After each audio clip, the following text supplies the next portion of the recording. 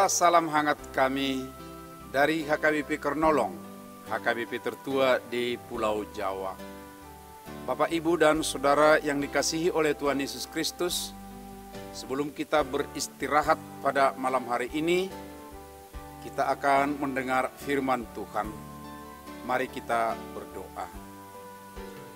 Ya Allah Bapa di sorga, saat ini kami akan mendengar firman-Mu. Biarlah di dalam roh-Mu Engkau kuduskan kami, sehingga kami layak mendengar firman-Mu yang kudus. Dan biarlah kami juga dikuatkan, diberi hikmat, sehingga mampu memahami dan melakukan apa yang Tuhan kehendaki. Terima kasih ya Bapa, di dalam anak-Mu Yesus Kristus Tuhan kami. Amin.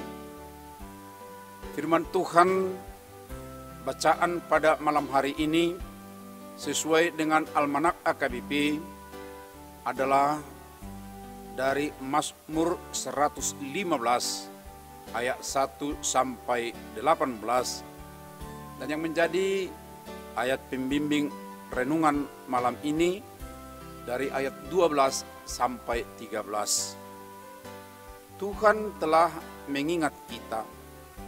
Ia akan memberkati kaum Israel, memberkati kaum Harun, memberkati orang-orang yang takut akan Tuhan, baik yang kecil maupun yang besar. Ia mengingat dan memberkati kita. Bagaimana perasaanmu jika bertemu dengan seseorang yang mana dia sangat jelas mengingat dan mengenal, bahkan menceritakan apa yang dia tahu tentang dirimu sendiri? Pasti senang, bukan? Lalu bagaimana jika sebaliknya yang terjadi? Sudah kita perkenalkan siapa diri kita, tetapi tetap dia tidak ingat dan tidak tahu tentang kita. Sementara beberapa tahun lalu, bukan sekadar ketemu, tetapi kita dengan dia sudah banyak bercerita dengannya. Tentu ada rasa kesal dan kecewa, kan? Bagi umat Tuhan, ketika dalam pembuangan di Babel, mereka merasa tidak punya Tuhan. Bahkan orang lain pun berkesimpulan demikian atas mereka, bahwa Tuhan yang mereka kenal di Israel sudah melupakan mereka.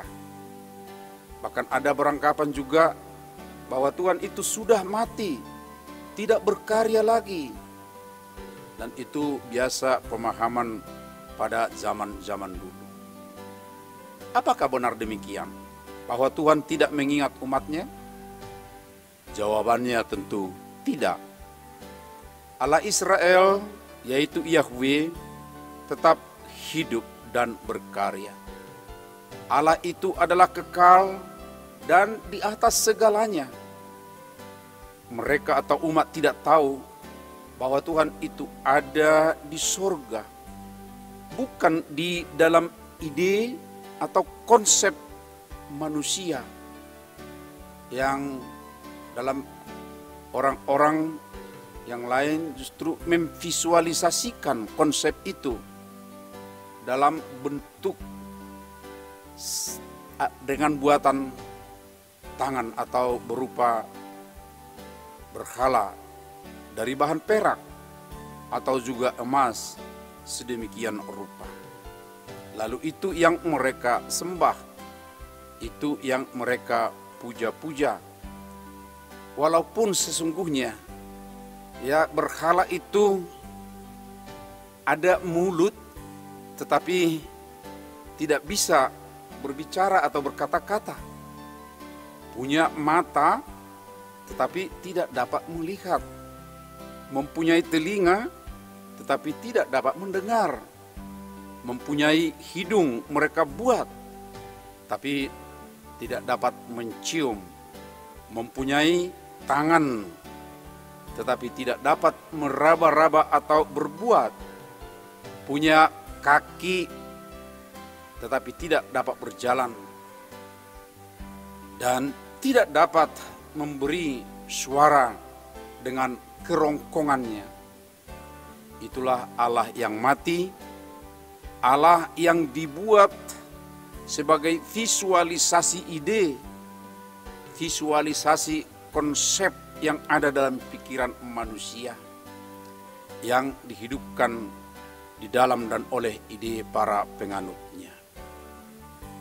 Beda sekali Bapak Ibu Saudara dengan Allah kita, yaitu Tuhan yang hidup pada dirinya sendiri. Dia berinisiatif dan berkarya untuk semua ciptaannya. Dia memberi pertolongan dan menjadi perisai dalam kehidupan sehari-hari. Dia telah mengingat kita dan Ia akan memberkati orang-orang yang takut kepada Dia, baik yang kecil maupun yang besar. Dan ke depan Dia berkenan memberi pertambahan kepada kita, kepada anak-anak kita. Pertambahan yang dimaksud bahwa umatnya yang tadinya merasa sepertinya ditinggalkan, tetapi ke depan akan bertambah-tambah jumlah mereka. Sobat renungan malam Shalom yang dikasihi oleh Tuhan, Tuhan tetap mengingatmu di mana dan kapanpun. Jangan-jangan perasaanmu barangkali yang mengatakan bahwa kamu tidak diingat dan diberkatinya. Memang seringkali perasaan kita menjadi penghalang untuk menyadari bahwa kita diingat dan diberkati oleh Tuhan. Karena itu, bebaskanlah dirimu dari perasaanmu. Tuhan tetap mengingatmu, bukan hanya mengingat saja, tetapi memberkati dan menjadi perisai hidup. Bukan hanya kepadamu saja, tetapi juga kepada anak-anakmu. Amin. Marilah kita berdoa. Sungguh indah firman-Mu mengingatkan kami, ya Bapa, bahwa Engkau sebagai Tuhan adalah setia mengingat kami dan menjadi perisai. Tapi acap kali perasaan kami menjadi penghalang dan kami berkata, kami ditinggal, kami dibiarkan, padahal tidak. Karena itu Bapa, di dalam Roh-Mu senantiasa kami diingatkan bahwa kami bersama denganmu, bahwa Engkau tetap menyertai dan memberkati kami. Dan malam ini pun berkatilah kami. Dan esok pagi kami bangun kembali dalam kesegaran. Dan dalam setiap pekerjaan kami, biarlah Engkau ya Tuhan berkati, boleh menjadi mewujud, membawa yang baik dalam kehidupan kami. Kami juga berdoa untuk saudara-saudara kami yang dirawat di rumah atau di rumah sakit, karena mereka letih, capek, bahkan sakit. Biarlah Engkau Tuhan yang memberi kelegaan pemulihan kepada mereka. Terima kasih Bapa, di dalam anak-Mu Yesus Kristus Tuhan kami. Anugerah Tuhan Yesus Kristus, kasih setia Allah Bapa, serta persekutuan dengan Roh Kudus menyertai kita sekarang sampai selama-lamanya. Amin.